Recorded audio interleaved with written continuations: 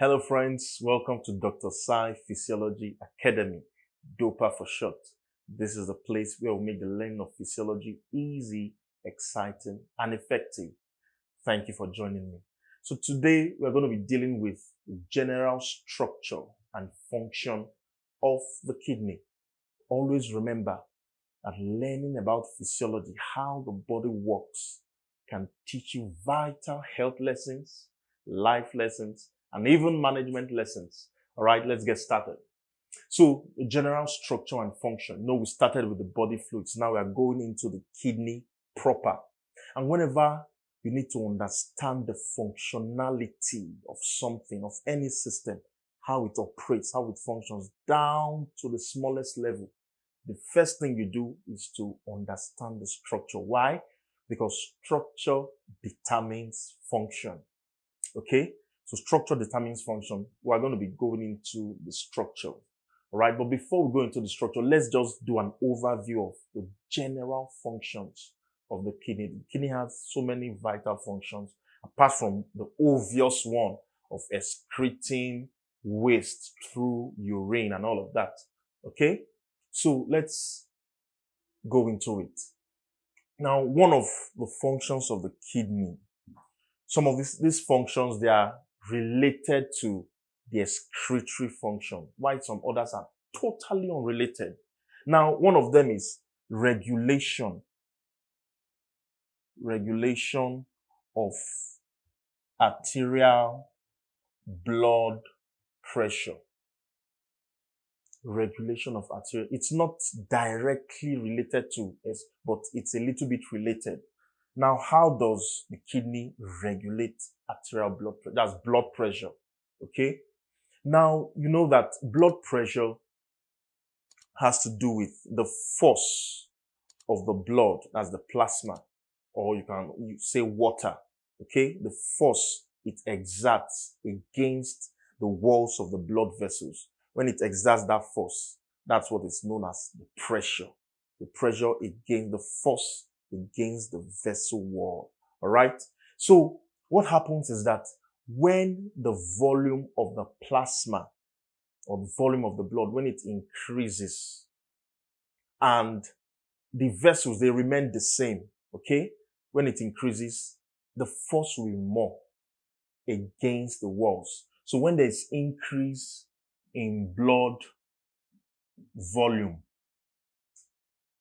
increase in the plasma, blood volume, it leads to increased blood pressure. Another thing is, even if the blood volume is the same, but then the vessels and they now shrink, they are now smaller. We call it vasoconstriction. That's the walls of the vessel.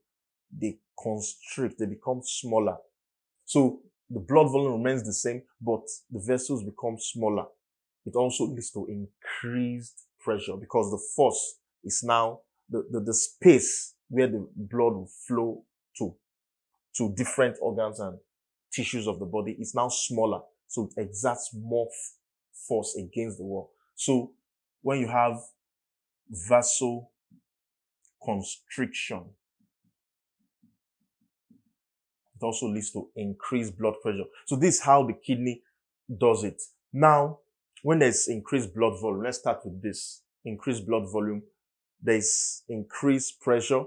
So there's what is known as pressure diuresis. When the pressure of blood flow is more, the kidney senses it and filters more fluid. So you excrete more water. So more water is excreted with the waste, and it helps to bring down this blood volume, which now brings down the blood pressure. All right. So another thing is that when the blood pressure is reduced, there are some cells in the kidneys that sense it also. And those cells, what do? They secrete what is known as renin, a substance known as renin. It's an enzyme.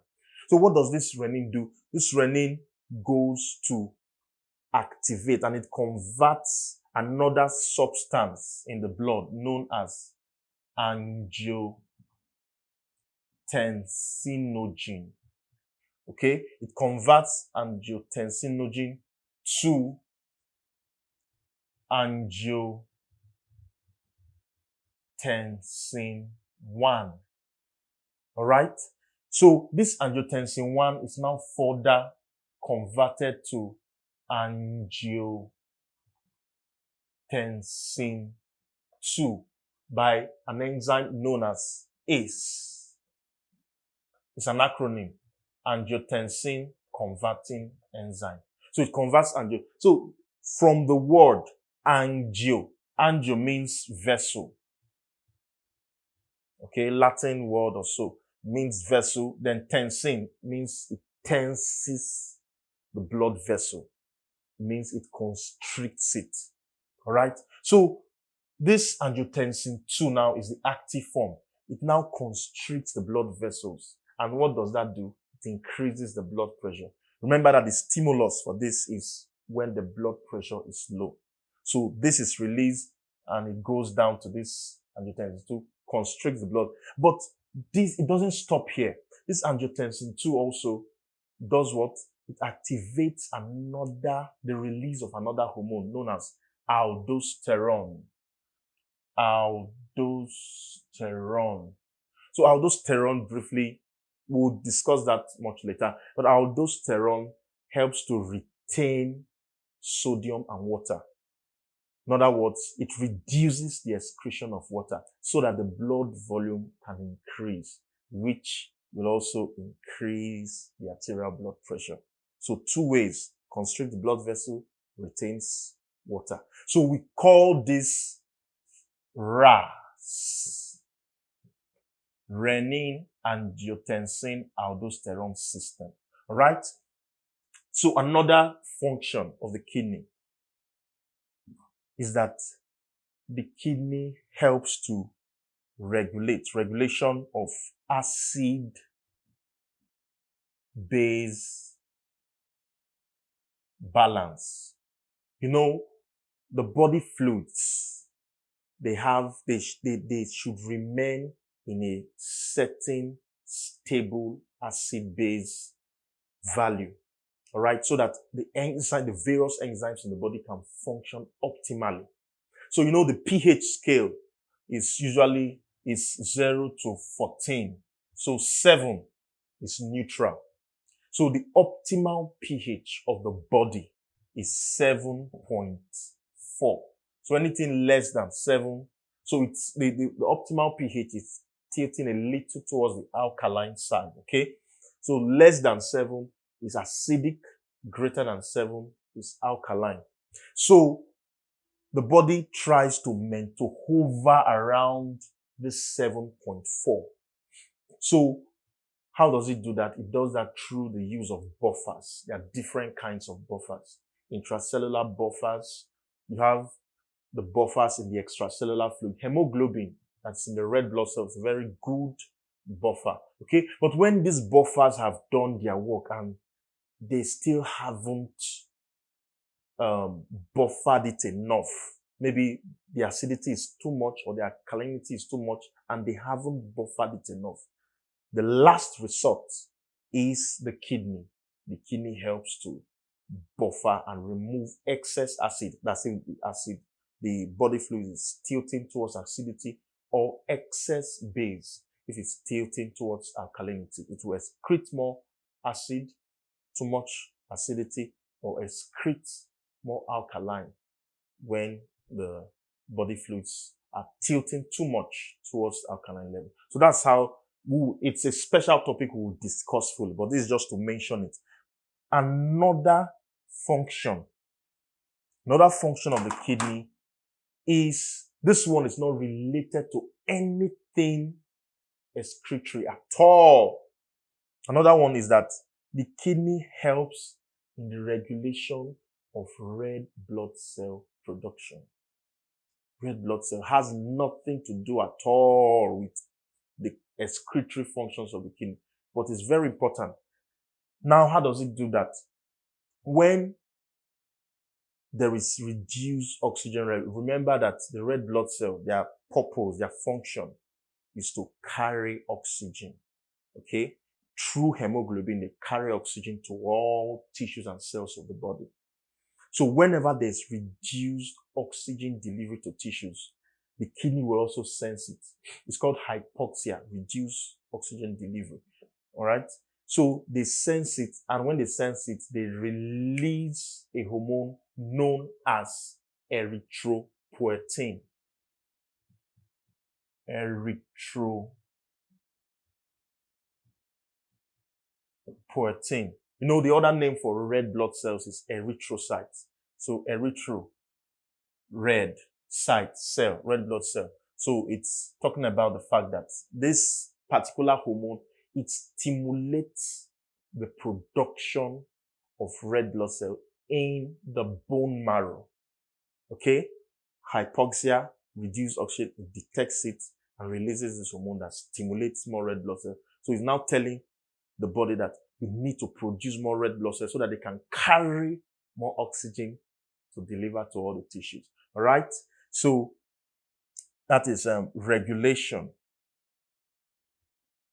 of red blood cell production.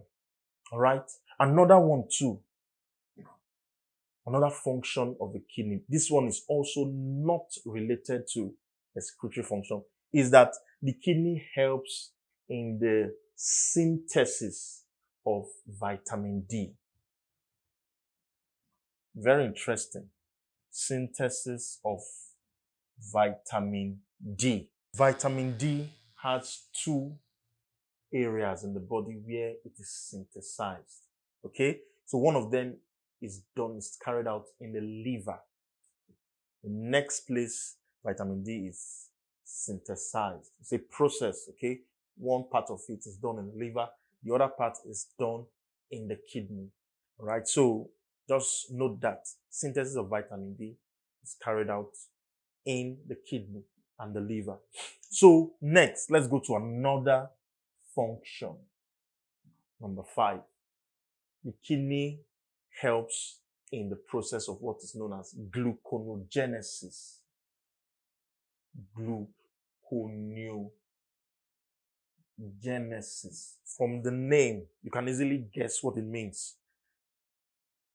Gluconeogenesis, generation of new glucose. All right? Gluconeogenesis. Now, sometimes, most of the time, glucose is generated from carbohydrates. All right? That's basic. But in some instances where there is insufficient carbohydrate supply to produce glucose, the body now starts to synthesize glucose from other non-carbohydrate sources, from amino acids, which is from proteins, and also triglycerides, which is from fats. All right? So this is not the main function of the kidney. The body uses the liver. The liver is the major metabolic organ of the body. So almost all the gluconeogenesis occurs in the liver. But some parts of gluconeogenesis can still happen in this area of the kidney. It's called the cortex, right? So gluconeogenesis also happens in the kidneys. So these are just 5 general functions, apart from the main obvious function of the kidney of excretion of waste through urine, balances the water in the body. It also helps to regulate electrolytes, their amount in the body, which is electrolytes. When we talk about electrolytes, we are talking of sodium, potassium, magnesium, calcium, and all of that. Okay? So these are some of the functions, important functions. So what vital lessons can we learn from this? If you look at this, it will teach you something. And that is what? That apart from the area of core competence, what everybody knows about the kidney still does some other things. So the kidney specializes in something, then it also generalizes in something. So you as a person, you should have an area where you are a specialist, but you should not be so narrow, because specialization means you are streamlining yourself, knowing so much of so little. All right? Then being a generalist means you know little of so much. So you should be both a specialist and a generalist, just like the kidney. The kidney does so many other things apart from the primary thing it does. So it gives you balance. It safeguards you. In case of anything, you can also still function.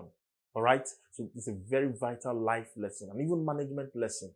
So that's what we can learn from the kidney. So the next thing we're going to be doing is that this structure here, we're going to be looking at what do they mean? It's looking somehow, but we're going to be unraveling it after this break.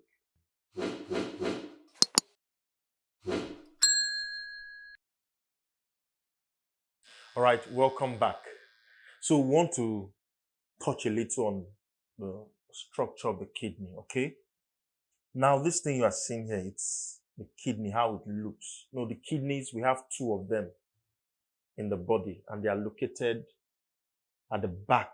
It's called retroperitoneal part of the body, the back of the body, okay? So the kidney, the size is like when you clench your fist. That's an adult. Clench your fist. This is about the size of the kidney, the real size. So you have two of them, and these kidneys, they are being shaped, as you can see, obviously. So what are these things that we are seeing here? First of all, the kidney is divided into two major parts. This outer part is known as the cortex. Okay, this part here. Then from here, all this area is known as the medulla. Okay, outer cortex, inner medulla. So from this medulla, you can see some cone-shaped structures. Those ones here. They are called renal pyramids. Renal pyramid, because they are shaped like pyramids. So the base of it has a base. Okay, the base of this pyramid, it's around where it demarcates from the cortex. Then this apex here is known as the renal papilla. So these things are just nomenclature, because once you understand the language of something, you can easily follow through, can follow up, right? So it's just to understand the language. Whenever we mention things like this, you are not lost. So it's just to understand nomenclature, vocabulary, okay? So this renal papilla. Then from this renal papilla, this point here, okay, is called a minor calyx. The minor calyx. So the minor calyx, about 3 or so of them join together at the point. So at this point, 3 minor calyces join together to form a major calyx. So the major calyx now join with other major calyxes, and from this point on, it becomes the renal pelvis. From here,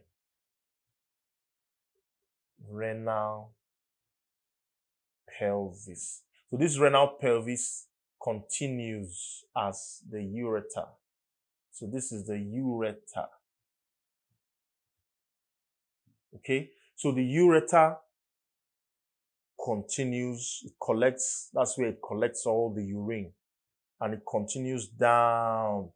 You know, let's say another kidney is here. The ureter goes and it empties, okay, inside what is known as the urinary bladder. Okay, you all know what the bladder is. Oh, my bladder is full. So the function of the bladder is to collect and store urine until when you want to pass it out. Okay, so the ureters, they enter the bladder. Then the bladder now gives off what is known as urethra. Urethra.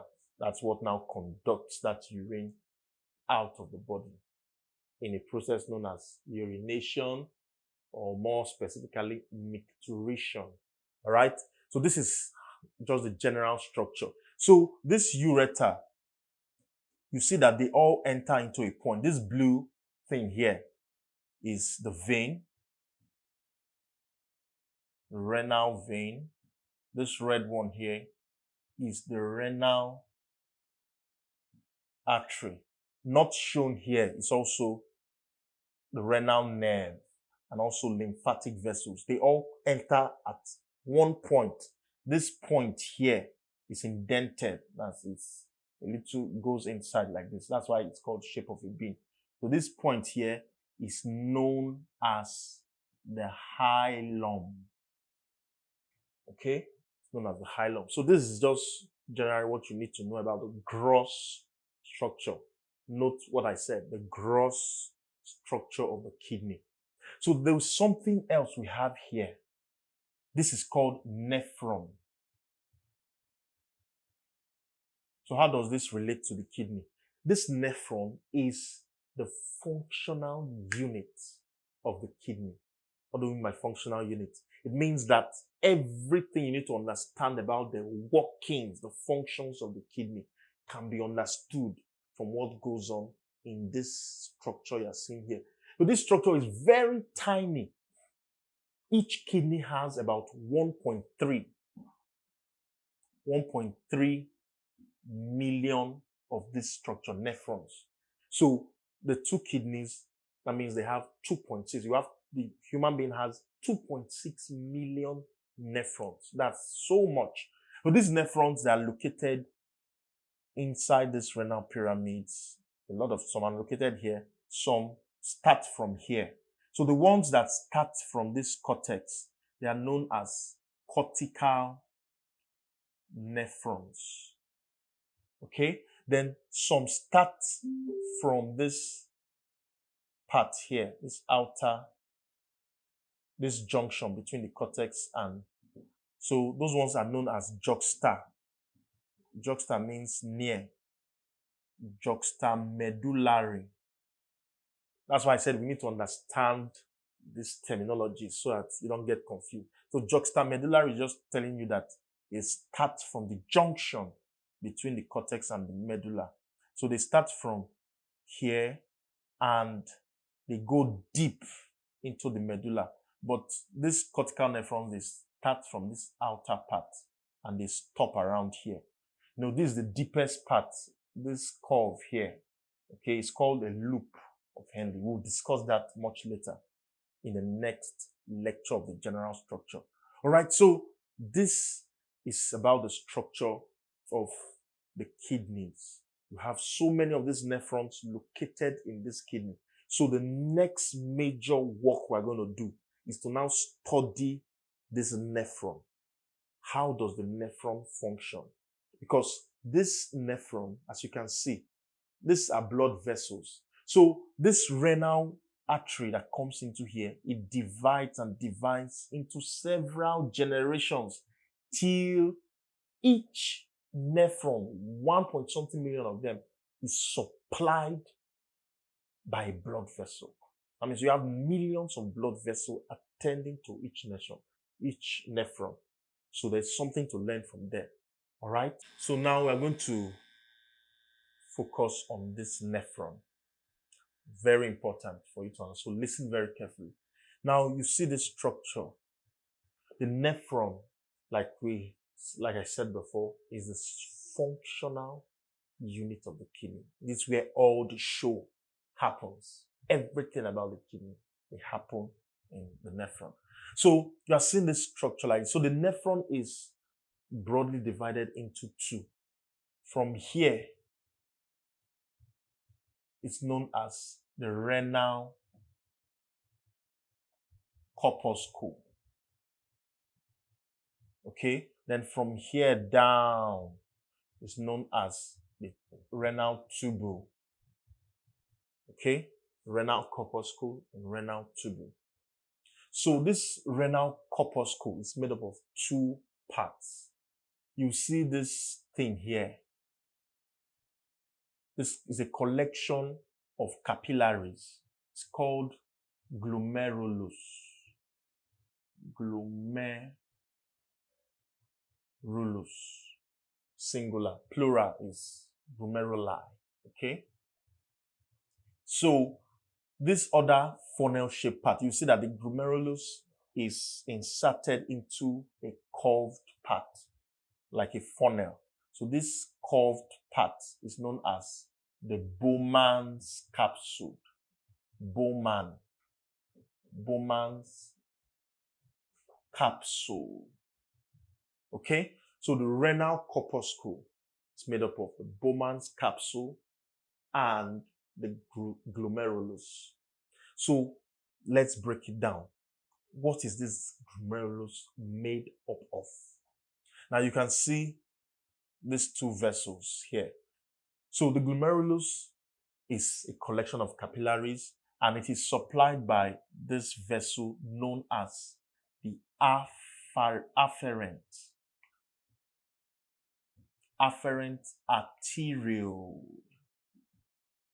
Okay, then this other one is efferent arteriole. So this one drains this capillaries here. So this arrangement is strange. Why is this strange? Because normally an arteriole supplies, it divides into so many capillaries. You have the arteries. This renal artery divides into several generations until it becomes an arteriole. So normally arterioles, they give rise to capillaries. Then capillaries now join to become venules. But instead of this one to become vein, it's now becoming another arteriole. Why is this so? So that's why you have two different names. Afferent arteriole, the one that supplies these capillaries. Then the efferent, the one that receives fluid, blood from these capillaries. So why do we have two? The answer is found in this explanation. Now, normally, in previous lectures, I explained that you have cells like this, which is tissues, okay? So the arterial part, let's say this is the arterial part, ends here, okay, from the arterioles. They give rise to capillaries, okay? Then those capillaries starts rejoining from around this side to now give rise to venules. Now, this arterial part has a hydrostatic pressure of about 30 to 35 millimeters of mercury. And then this venous side has hydrostatic pressure of 17. So this arterial side, what predominates is filtration. This is just a recap of the previous lecture. Filtration, that means fluid goes into this tissue. There are two opposing forces. Filtration brings fluid into the tissues. Then reabsorption takes fluid away from the tissues back into the blood vessel. So filtration, reabsorption. Reabsorption is driven by oncotic pressure, which is the pressure from the plasma proteins. We said all that. You can go back to the previous lecture. You will see it there. So, but these capillaries here, glomerular capillaries, they perform only filtration. They don't perform reabsorption. That's why it's strange and unique. So, and that's why it needs to now have another arteriole that will now form a normal capillary that will have these two functions. Because every tissue in the body, they need these two functions. Why? Because the filtration part of it delivers substances, nutrients, carbon, oxygen, and so on. Whatever the tissues they need, they get the supply through filtration. Then whatever the cells want to give out to the rest of the body, could be waste products. Sometimes it could be hormones that they secrete. They enter into the bloodstream through reabsorption. So every tissue, they need these two processes. But this one has only filtration process. So that's why it now has to form another arteriole that will later form another set of capillaries. Okay? So the function of this glomerulus, glomerulus is capillaries, a collection of capillaries, is filtration. And why it does only filtration is because of another special quality of this glomerular capillaries. The hydrostatic pressure normally, like I said, in normal tissue is about 30 to 35 millimeters of mercury. But when you go to this place, the hydrostatic pressure there is about 60. You see, almost double. Here, it's about 60 millimeters of mercury. So that means it predominates so much that it allows a lot of filtration, a lot of fluid to filter and to flow through to enter into this tubule. And why it's like that is because of another special relationship the renal artery has with the arterial system of the body. This renal artery is a direct branch of the abdominal aorta. The abdominal is a very large artery. So the pressure there is very high. The abdominal aorta is continuous with the heart. You know, when the heart pumps out blood, it pumps it out into the aorta. Okay? So the pressure is still very high at the aorta. And this is just a direct branch from the aorta. So that's why the blood pressure here, which is related to the hydrostatic pressure. Hydrostatic pressure is blood pressure. Okay?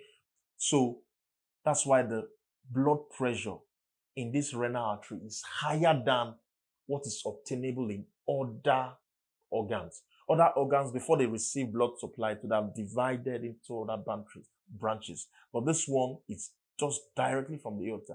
So it has a very high pressure. That's why the hydrostatic pressure here is high, in order to favor a lot of filtration. You get that? All right. So we've talked about the purpose of this. Now, we need to now go deep into what is happening here, because the first step of the urine formation process is this filtration. Okay? You know, when you talk about filtration, just like a sieve, you filter something. A sieve is made up of tiny, tiny holes that will exclude some substances from passing through and allow some other substances to pass through. That's filtration. So this particular structure here, this glomerular capillary plus this Bowman's capsule, there's a membrane here. It's a unit. It's called a filtration barrier. Okay? Here and here mixed together. It's called a filtration barrier.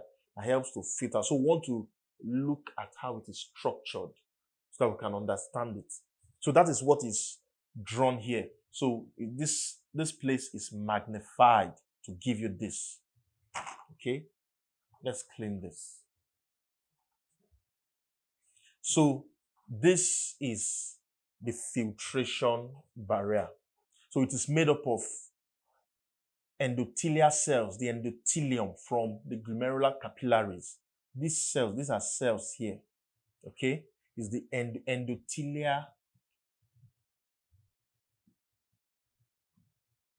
cells from the capillaries. Then the next thing you have here is the basement membrane. It's called glomerular basement membrane. It's like a support. So this basement membrane is formed from secretions from these endothelial cells and secretions from these special cells. These are also cells here. They secrete to form this extracellular matrix, collagen, and so many other substances that form this basement membrane. So these other cells, you see how they are shaped. They are shaped in an elongated form. They are called foot processes. So they are called podocytes. They are cells that has podo, talking about foot or feet. Okay, podocytes, because they have foot processes that touch this basement membrane. So there's something you will notice, that there's a space in between these endothelial cells. There's also space in between these food processes. These food processes are formed from the epithelium of this Bowman's capsule. You see this structure here.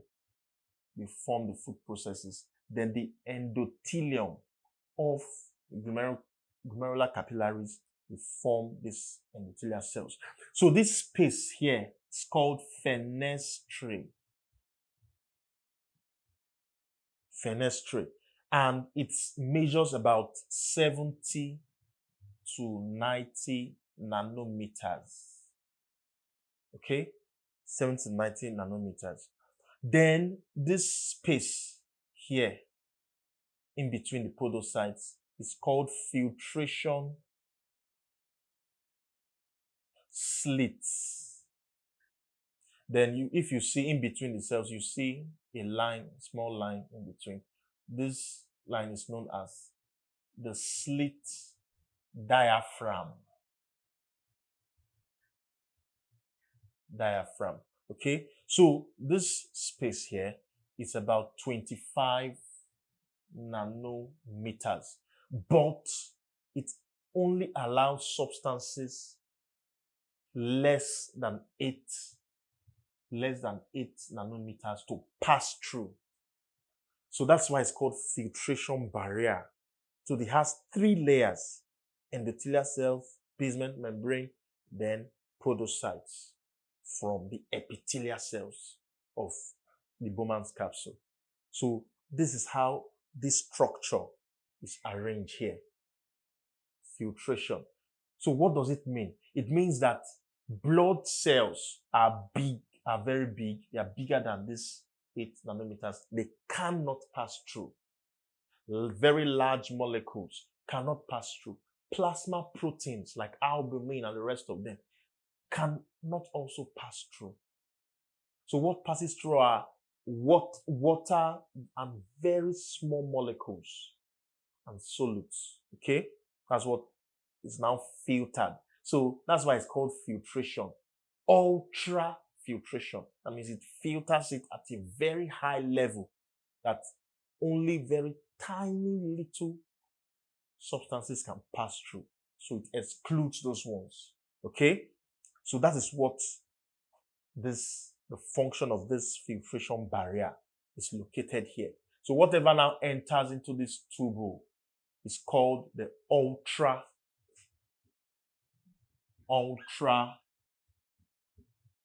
filtrate. It's a very clean fluid. All the cells gone. So most kidney diseases, let me tell you this, most kidney diseases you see, there's usually a problem with this. When there's maybe an injury, inflammation to this structure, it destroys it, that it can now allow bigger substances to pass through. Sometimes red blood cells can now pass through, especially plasma proteins. So normally when you test the urine and you see proteins, that means there's a kidney problem, there's a problem. When you lose too much proteins, it will reduce the number of plasma proteins, which reduces the oncotic pressure, and it can lead to edema, which we discussed. We discussed all of that in details in the previous lecture. So go and find it somewhere and listen to it. Okay? So this is what happens at this place. So the next thing we're going to discuss is, after this fluid is filtered into this place, what happens? The whole journey through this place like this, down to this point, where it now enters this pelvis and comes out as urine. What happens in this long journey in the nephron? That's what we're going to discuss in the part 2 of this lecture. All right? So I've written quite a few books in physiology, renal physiology, and some other areas of physiology. So you can get the soft copy, you can download it from Okada Books. You'll see the link down in the description box. Just go there, click it, download it, just for a token. All right? So that you can get a good grasp of these things for further reading. All right? Thank you.